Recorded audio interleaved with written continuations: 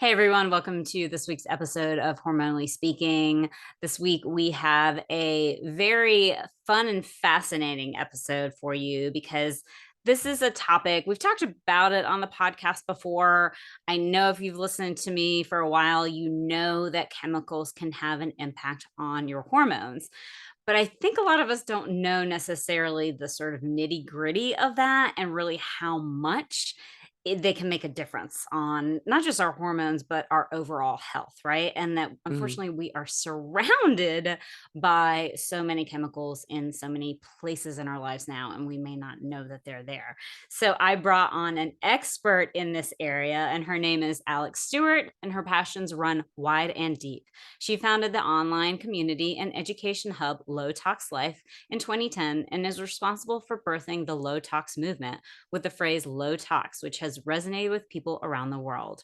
Her international best-selling book, Low Tox Life, and podcast by the same name have supported millions in achieving their personal home and planet health goals. She is a sought-after speaker and consultant to organizations committing to change for good, whether it's a focus on people's health or the planets. You can find her at lowtoxlife.com. Welcome, Alexx.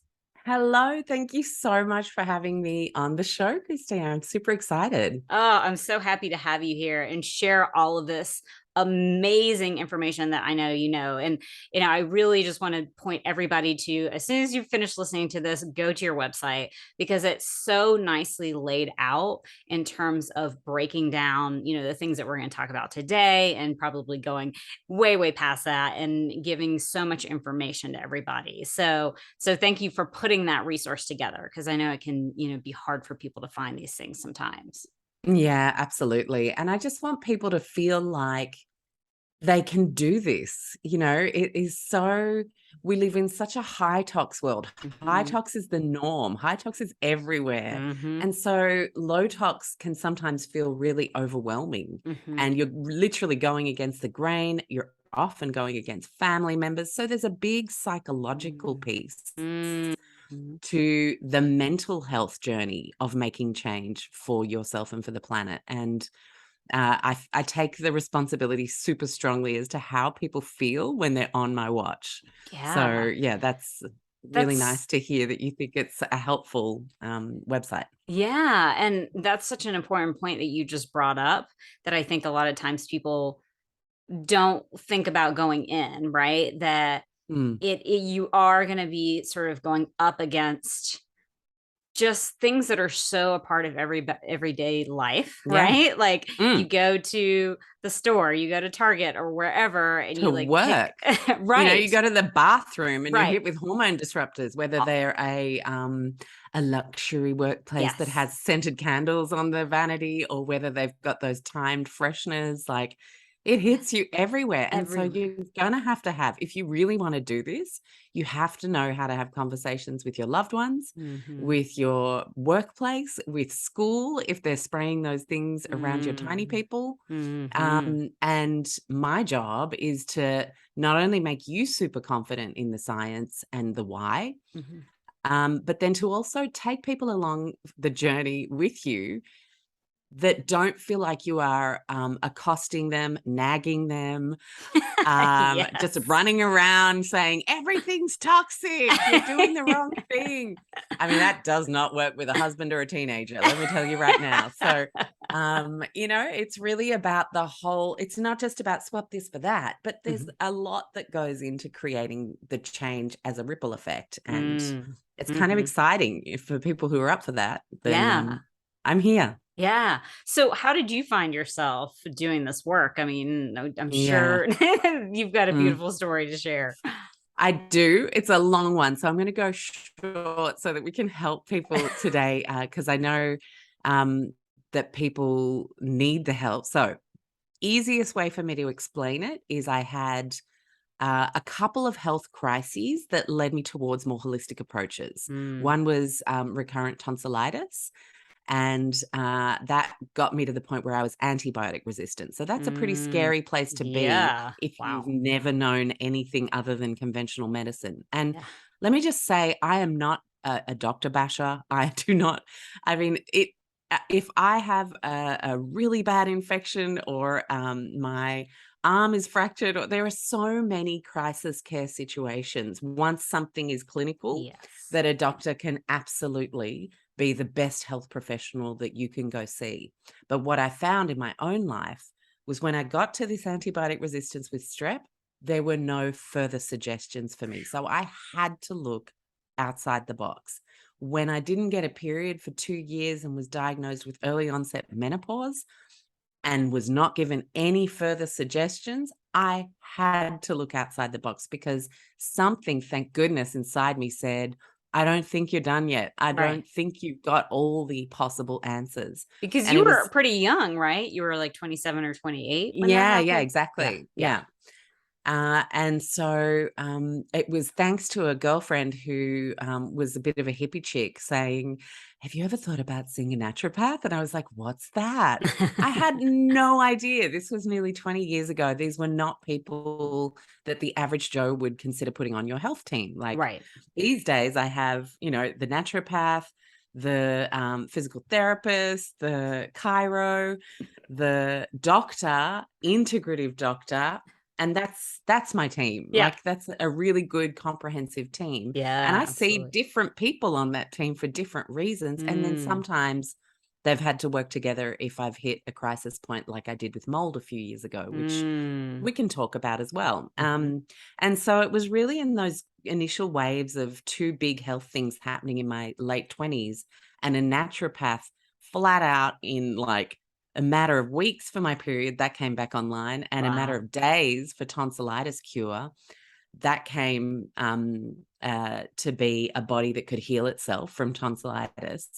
That I thought, oh my gosh, there's all these other things implicating our health. Like she helped me realize that gluten, for some reason, could be genetic, could be overgrowth of strep naturally in my body at the Mhm. time, because there's a Mhm. bit of a research link there as well. It's just not my food. Now, Mhm. am I going to tell you you can't have your sourdough if you feel fine and fantastic and it works for you? And no, of course not. But it Right. does not work for me. Right. And it totally burdens my immune system. And I can tell you, if I've been glutened, I feel my glands go up. Feel It's yep. like it starts. Mhm. And so it's a really big one for my immune system. Mhm. That just sucks, but it is Mhm. what it is. And it's But the respecting that, right? Yeah. Yeah. exactly, and then what I found, Christine, was so important to not becoming this woe is me 28-year-old who was like, oh my gosh, my life is over. I can't eat a croissant. Yeah. Um, because you become a bit of a social leper, Yeah. especially 20 years ago. There weren't gluten-free cafes. No. There was no gluten-free food No. in the supermarket. But the gift there ended up being that I had to ditch ultra processed food Right. because gluten was in all of it. We did not have gluten-free cheesy puffs, gluten-free No, Oreos. right. None of that None stuff of that existed. was there. Yep. And so that was a really big gift because it was at a time where I then dramatically saw the change in my health when I changed from ultra processed food, product based eating, Mhm. to produce based eating. Mm. I know you guys say produce. And so, and it I was like a the way you say it better. huge, it was a huge game changer for me because I'd never made that link. I was a kid who grew up in Chicago in the 70s Mhm. and then Sydney and London and Sydney in the 80s and 90s.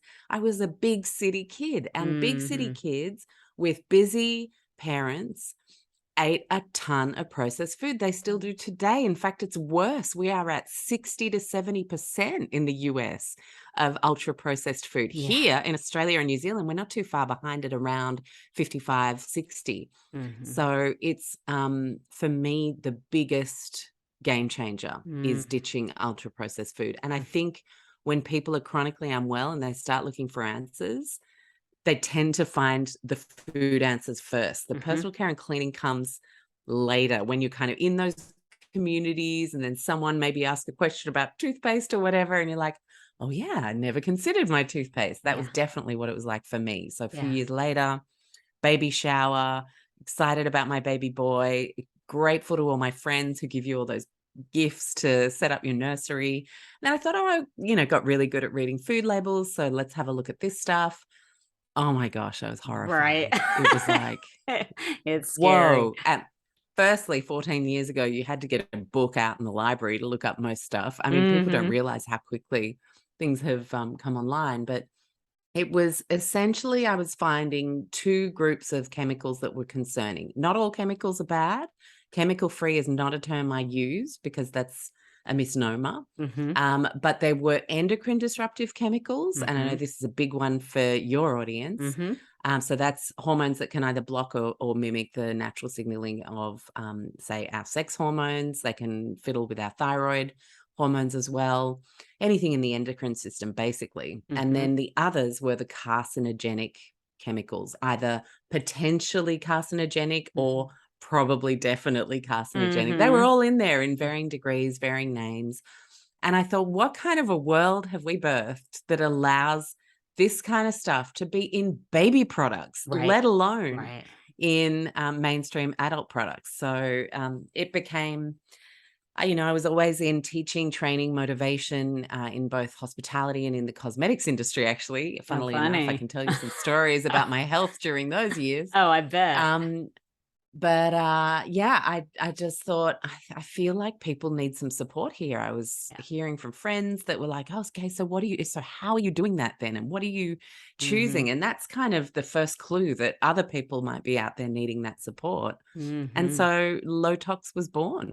That's how it all Wow. started. Wow, what a journey. And I mean, I think so many of us that end up on a health journey, it's because we've gone through something, pretty Yeah. traumatic ourselves for sure, and we end up working in it after we've gone through it Mhm. ourselves, and probably Yeah. will go through several layers of it over the years, right? But when you talked about food being sort of that first, gateway into sort of Mm. looking at toxins, what are some of the things besides like going to that produce place? What do you recommend that people do in terms of trying to bring down toxins in their life? Mhm. So are we talking about, like, when it comes to choosing foods? Let's talk about when it comes to choosing foods. What ways that you, like, said for yourself that you found out gluten was an issue for you? Are there Yeah. certain paths that you point people Yes, got on it. in terms of figuring those things out?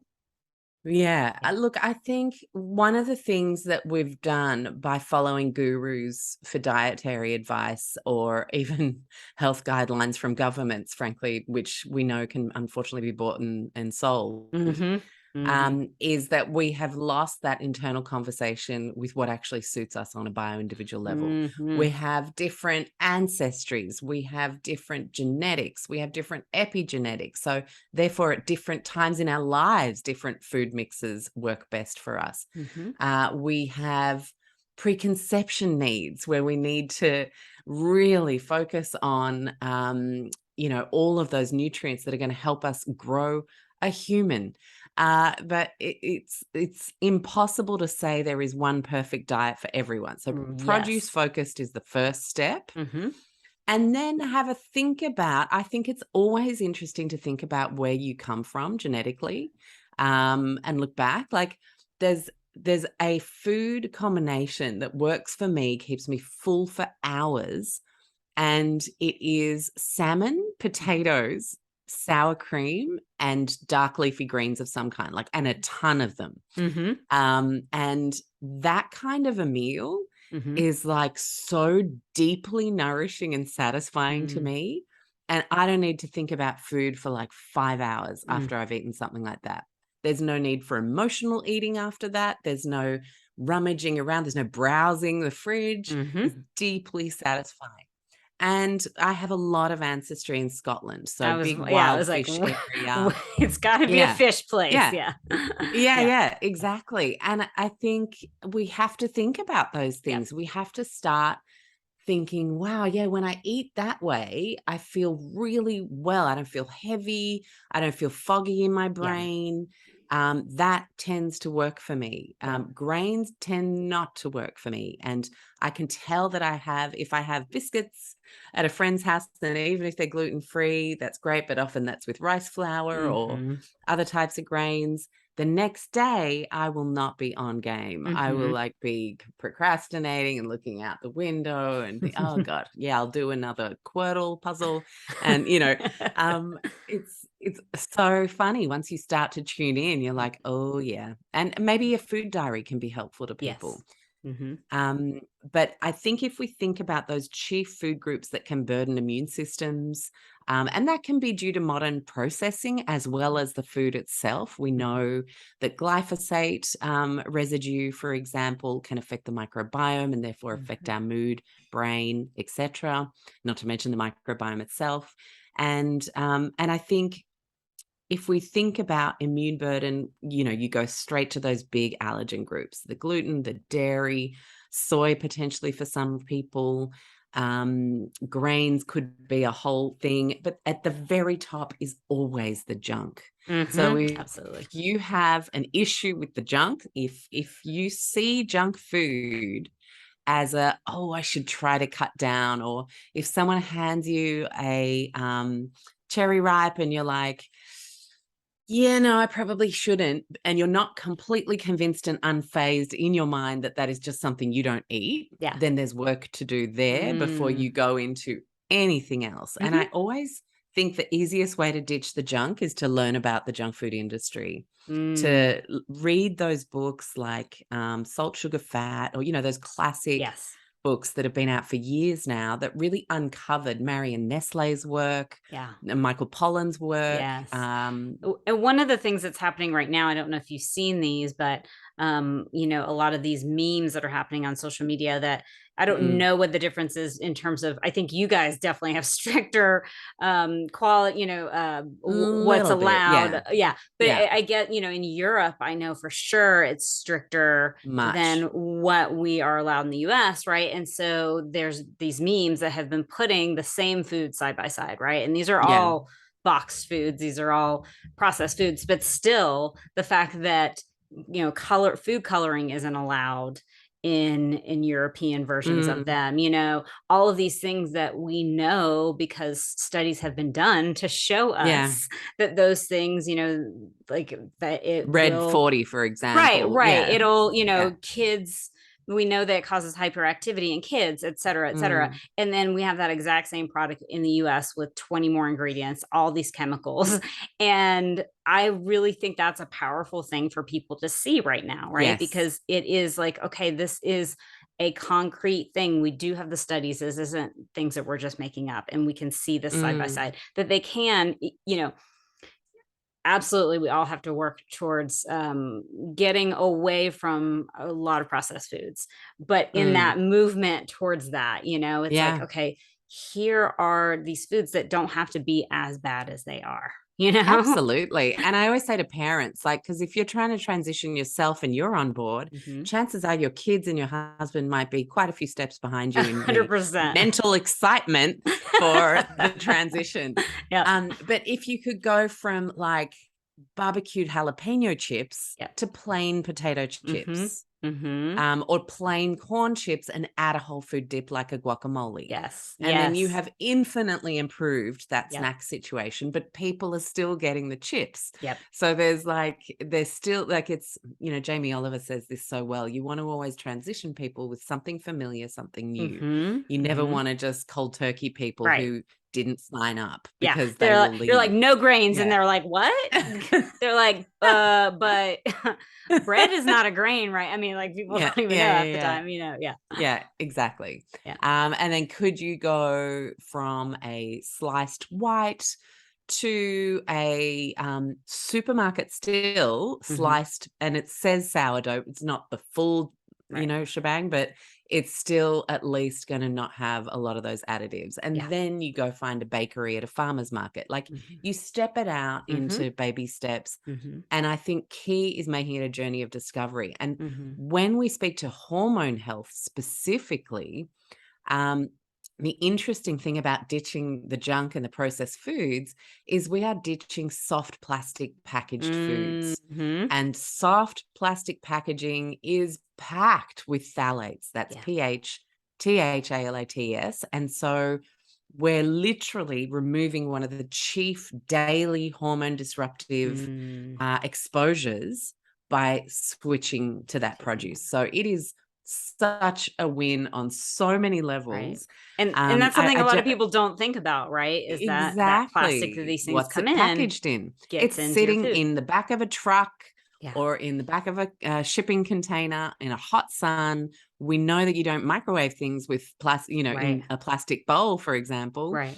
or takeaway container if you've still got a microwave. But so why is it any different with the food that's being driven down a highway in the hot sun? Like that's being essentially heated up Yeah. in plastic before it Yeah. gets to the supermarket and goes on a cold shelf. So Yeah. it's really something that a lot of people miss Mhm. on the why we're ditching the processed foods. But Yeah. that for me, when we speak about hormones Yeah. and when we know that phthalates can affect the formation of male baby genitalia, it's Mm, right there in the research. mhm. There are so many documentaries now that speak to this, so many research papers, so Yeah. many podcasts with professors and PhDs. It doesn't even Yep. need to be just you and me, regular gals, helping people out through coaching, but it's literally everybody Yeah. in endocrinology now is very, very worried about these. You Yeah. now finally have oncologists suggesting that the number one thing that their patients get rid of is fragrance and soft plastic packaged foods.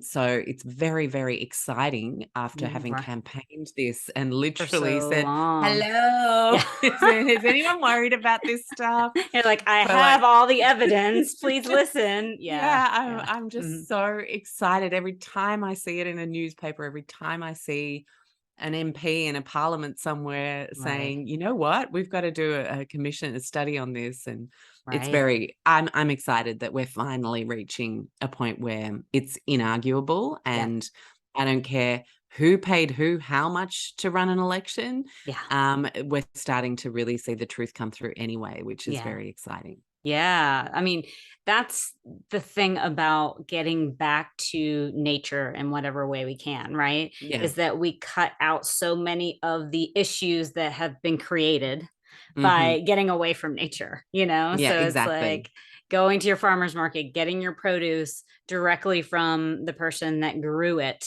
It's like you're just cutting so many of the major issues out that That's we it. have in our world right now, right? That's it. Yeah. But then the major issue that often pops up, Christine, I Hmm. don't know if you've seen this working with people, but I sure have, and I've experienced it myself, is you switch the produce. For me, I medically had to.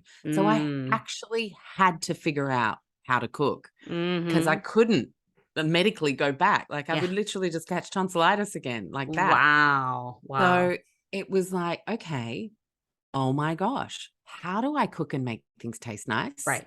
And this is huge. I mean, how many times have we seen people in your country, like a 6-year-old unable to identify a vegetable, and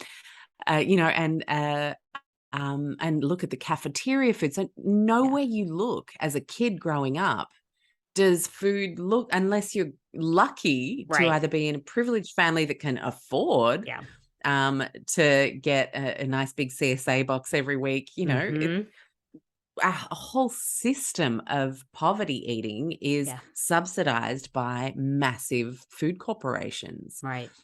So, to then try and move people over from that and take agency around their health and their food, you can't miss the skills piece. Yeah. You Yeah. you cannot say, just, switch to produce, you'll be fine. Because after 3 days of eating a badly cooked chicken breast and crudités, everyone's going to go, no, Yeah. thanks. I'm good. Yep. Yep. I'm Mhm. done. When I was writing one of my courses, Thrive, which helps parents instill rock star kind of food values in kids, Mhm. um, what I did to prepare for that course was I called out, and my son was in kindy at the time, so he Mhm. was 5. Mhm. I called out to my kindy class of mums and I said, who's got a fussy eating child? Can I please have them over for dinner? Mhm.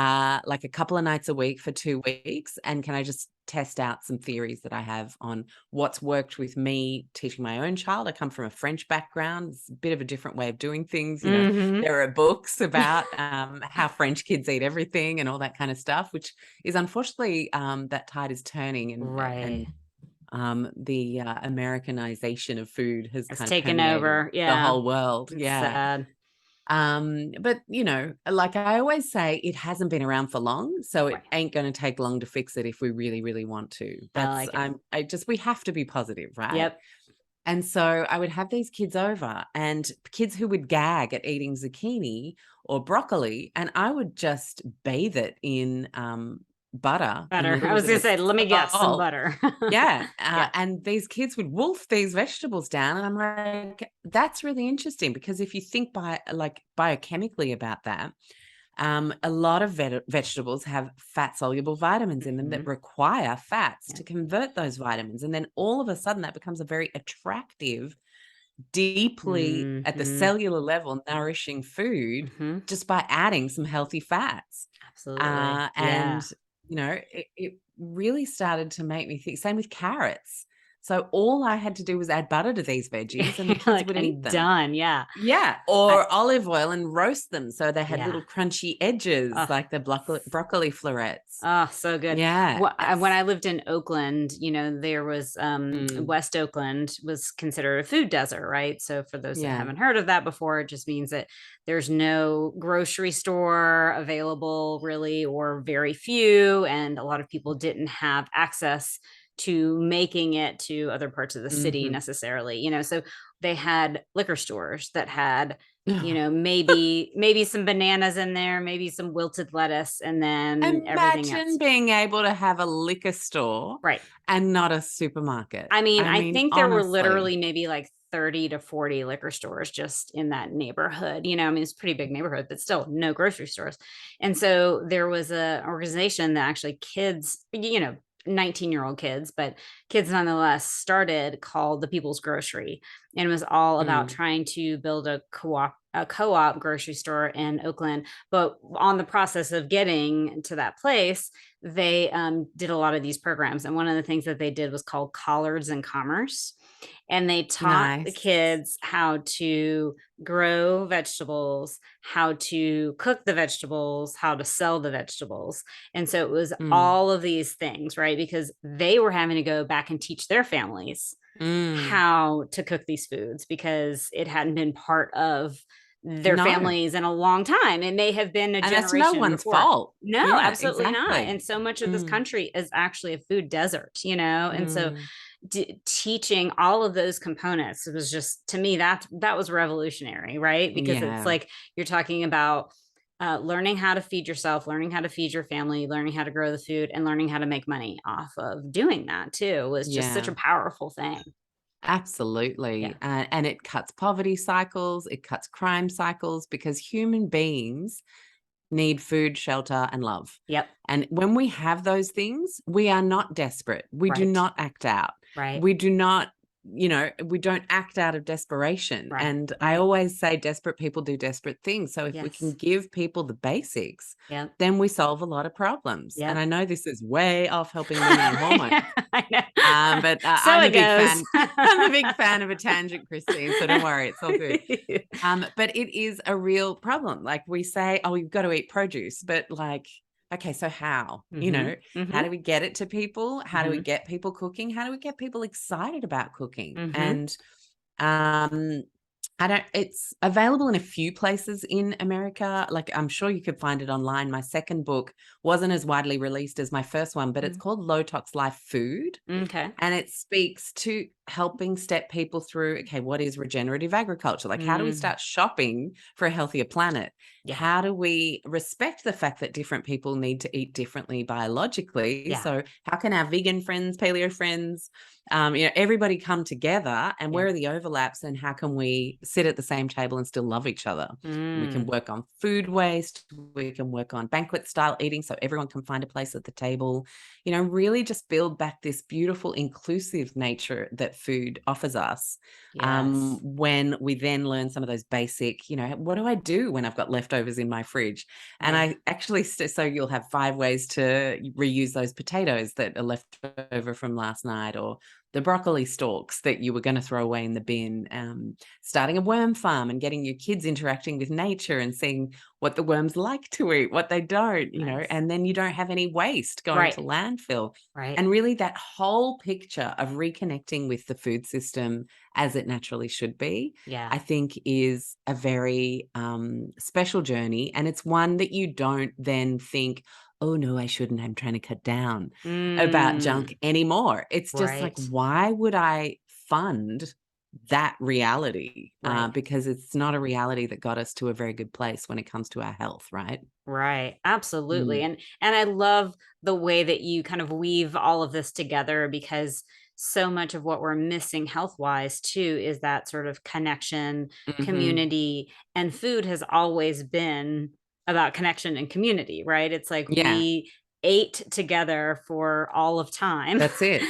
And How good is then that for our hormones, right, right? exactly, and Yeah. it's Mm. just so nurturing is the word that kind of comes to me when That's I it. think about that, and so I'm like so inspired. I'm like, I'm getting all your books, but I think I'm glad that you brought that particular book up, because I do think, because women are so busy right now with Mm. so many things, they're just like, I don't even know where to start at this point, That's it.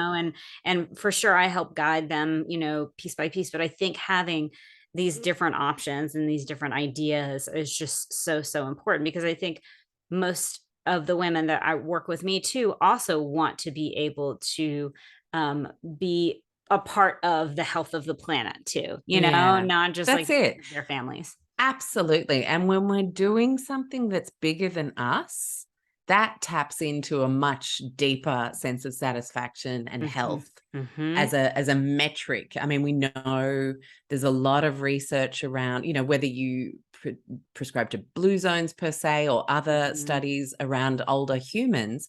What overlaps, no matter what the study on older healthy humans, is purpose. Mhm. Is that sense Absolutely. that you are doing something bigger than you, Mhm. that gives to the greater good. And Mhm. uh, we live in a time where, unfortunately, polarization is very profitable, and from a technological perspective, as well as a societal Yep. perspective, as well as a political perspective. Yep. But purpose for the greater good, like thinking like the Iroquois Nation, Native Americans, who say, act with the seventh generation in mind. And if Mhm. we start to make those choices based on the seventh generation, Mhm. boy, would we start choosing differently if we Yep. really sat with the reality of that. And Yeah. the thing I love about that is, yes, it might sound like a really big picture idea, and we should be trying to help people with hormones right now.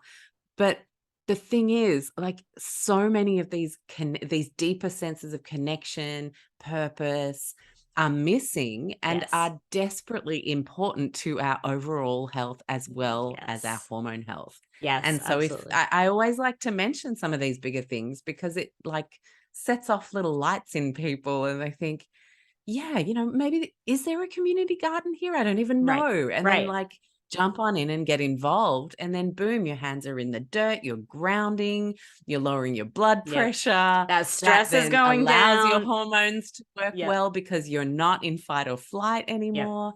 Yep. I mean, boom, right? Yep. It's all connected. And Yeah. that's why Low Tox Life is so vast. Everyone's like, you've got to niche. When I first started my business, I'm like, You're like, no. no, because it's all just, and I can always call on amazing people like Christine. If I need some hormone Mhm. chats, then, you're my girl. But, like, everything for me is connected. And I It's the think web, everything has a yeah. place. Yeah, Mm, and I think yeah. I mean, it's so important to have people like you, really showing us how everything is connected, because yes, the individual things are helpful, but like when we can get too caught up in this, like, okay, I'm going to Mm, focus on this one area. And what you just said, I was thinking about in one of my programs, I teach about how in, some of the more traditional cultures, the shift to menopause is much Mm, easier, right? In general, it is something yeah. that, especially in Asian country, a lot of the Asian countries, it it's not even kind of a blip, versus here in Mm. America, it's like 10 years of hell leading up to menopause. Oh, And yay. I know, right? And we're all working on that right now. But, and I think all of what we're talking about today is the why. People don't understand what they're Yeah. like. Tell us exactly, what they're doing. And it's like, this is what they're doing. They're living in community. They're eating real food. They're, being connected to nature and earth, and not in that constantly stressed out state that we are Yeah. in the US right That's now, it. So Yeah. yeah. Yeah. So I want to make sure that we have enough time to talk about some of the things that impact. I love how you talked about, the food and the plastics, because I think so many women think about, Mm. oh, I don't It's drink out of a massive. plastic bottle anymore, but I will eat food that comes out of plastic, and they don't even think about it. But let's talk about, things that everyday women use, like to wash their face, to, put makeup Mm-hmm. on, things in their house. Let's Yeah. get everybody updated on that. Okay, so I think the most important thing to focus in on is your phthalate exposure. So Mm-hmm. I've already mentioned it with the soft plastics. Mm-hmm. When it comes to personal care, cleaning products, things we surround ourselves with in our home, where it shows up is in those big, long-lasting fragrances. Mm-hmm. So, you shampoo your hair and you've chosen that brand because you just love that smell, and you Mm-hmm. love that your hair still smells like that, like all the way until the next time you shampoo your head. Oh That's my not normal, goodness. I folks. was like, I don't think I've Unfortunately, had that is that for not years. normal. I'm like, I forgot that that's Yeah, what they do. yeah. Yeah, yeah. I remember choosing my shampoo based on the Yeah. super smelly, delicious Yeah, like vibe of herbal that shampoo, essences or which, whatever it yeah, for was. me Yeah. it was Garnier. I was a Garnier Yeah. girl. And I think, if you think about your fabric softener, if you're still using a mainstream fabric softener, it's not Mhm. normal for clothes to smell like the wash the next Mhm. day. Like, that Mhm. is not right. And the Right. reason those phthalates can do that is some marketer at some point, I would love to find the original comms piece on this, but basically they decided to articulate a problem that we did not have, which was that our fragrances did not last long. Mm. And if you could create the story that a long-lasting fragrance equals success, then you could market phthalates to manufacturers and say, if you use this chemical, a plasticizer, sticky compound, Mhm. in your formulations, then the fragrances that you put in there will last a lot longer. Mm. So what you also have, it's a double-edged sword with fragrances, because you also have the issue that not only are phthalates in there, but up to 150 different chemicals under the umbrella term fragrance or parfum Mhm. can be used.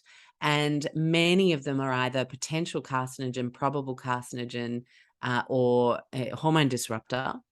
And we're not going to know what they are.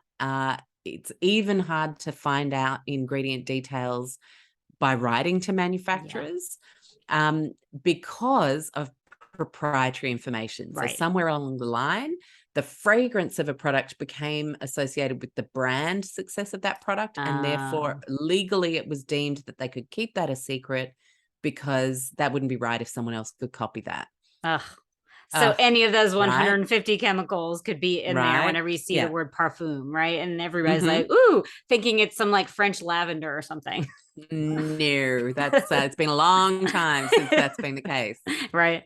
So if you see a little asterisk and it says made using only, fragrance is 100% natural essential oils, Mm. then that will be okay. But you Mhm. definitely still want to write to your manufacturer if you see things like with natural lavender, because Mm. that you always, when you hear with, it's like made with real fruit on Right. a junk food item, and Right. then you're like, It's that like, does not tell me the whole you're story. like, You it's like always 2% have to follow strawberries. up. Yeah, yeah, yeah, exactly. You always have to follow up and say, what else is it made with? Right. Now, in food, we get to see the whole story by flipping it over and looking at the ingredients. Mhm. Thank gosh we've still Mhm. got that. Yeah.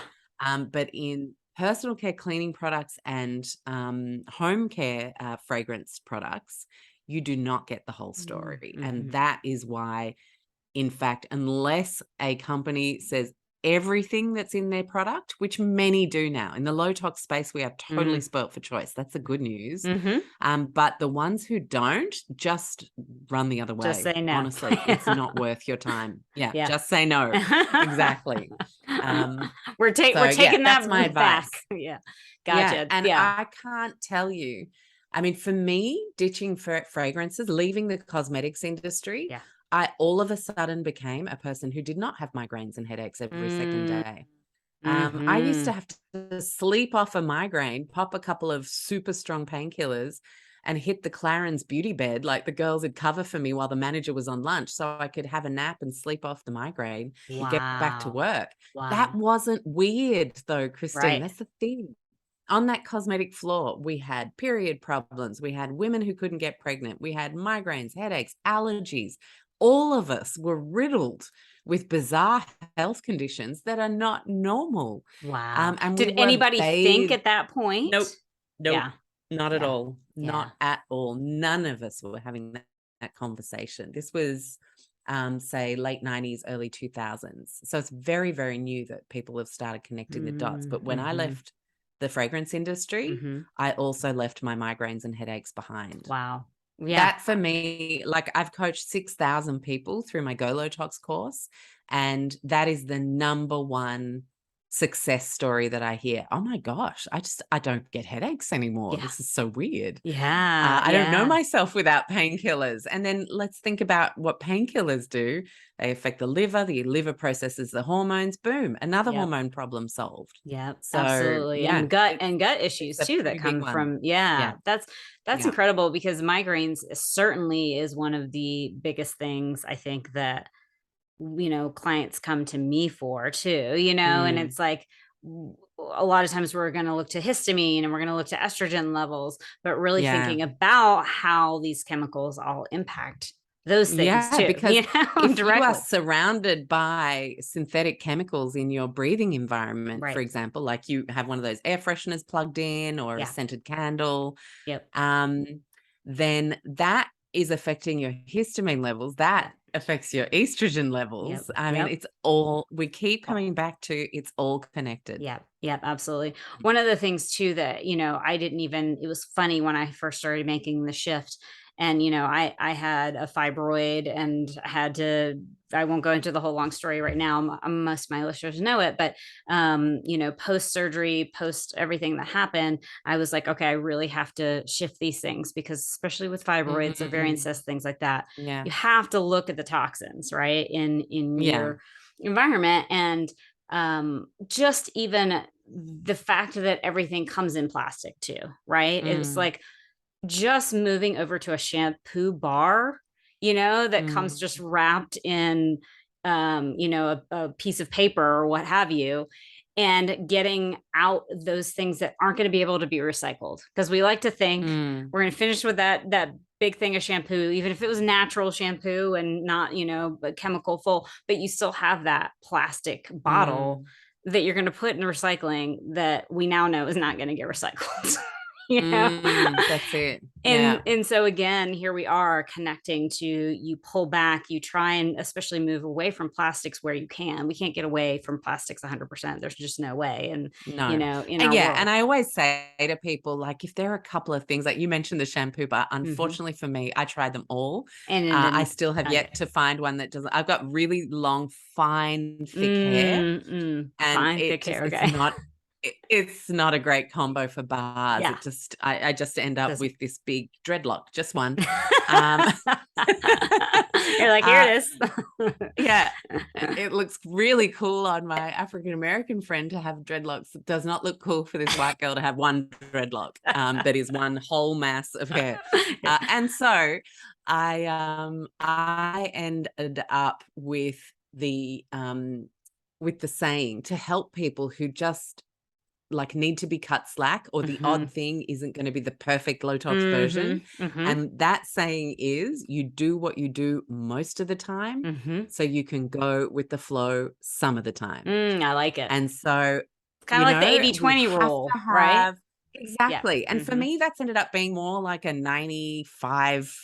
Mm-hmm. Mm-hmm. But that 5% is my mental health. Mm-hmm. Mm-hmm. It's I really love my hair and the product that I found. And yes, it's in plastic, but they do refillable bottles, and we've Nice. found, a Mm-hmm. great brand for Mm-hmm. that. It's my uh, having like fish and chips at the beach with friends, because that's what Yes. everyone's having. And I don't want to say no to my son. And we've brought our own organic salads, and everybody else is eating something else, and you are socially ostracized. Like, just sometimes you got to go with the flow. You got to love the Absolutely. moment and Absolutely. all the toxins that come with that moment, because the human body can rebound, it can bounce back, it can Yep. process the odd exposure. What it cannot 100%. do, though, is this 24/7, day in, day out, year in, year out Mm-hmm. exposure to all of the toxic soup that we're Mm-hmm. in. And so for me, that is a really nice little happy place to land, where you Mm-hmm. realize that you are not going to be able to control every single day Mm-hmm. and every single choice. And you're sometimes going to want to cut yourself some slack and choose the low tox nail polish that's not completely no tox, or Right. the, hair care product that's in plastic. Or I think everybody has their own line that they Yep. end up drawing. Yep. And that's okay. This is Yep. your journey. It's not a protocol. It's Yeah. not a guru sort of vibe where you have to do it my way or the highway. Yeah. Well, Mm, I think this is a perfect place to end on, because it's like it really summarized what life should be about, right? It's like yeah. we are doing the best that we can, and we have to have some fun, Hmm. in there too. But you've shared so much today. I could talk to you for like 5 hours, because I know that you have so Oh, well, we many good can things. we I can know. part to it. Don't We'll do worry. It's all exactly. good. But in the Yeah. meantime, remind people where they can find you. So it's really easy. Hmm. Low Tox Life is the name of everything I do. Mm, So if you want to hit the podcast, we've got nearly 300 shows, nice. amazing, amazing guests. That's Low Tox Life, Hmm. wherever you listen to podcasts. Hmm. If you want to hit the website, lowtoxlife.com. On Instagram, you'll find me at Low Tox Life. There's a lot of people who call themselves like all sorts of other variations of low tox. Mm, I can't vouch for any of those. Low Tox Life is a trademarked set of words, and that you can trust is me behind it. So that's how you find smart. me. I like it. Perfect. And Mm. as I mentioned earlier, the website is just amazing. Everything that you need, lots of programs on there, and yeah, just good stuff. So thank you so much for being with us today.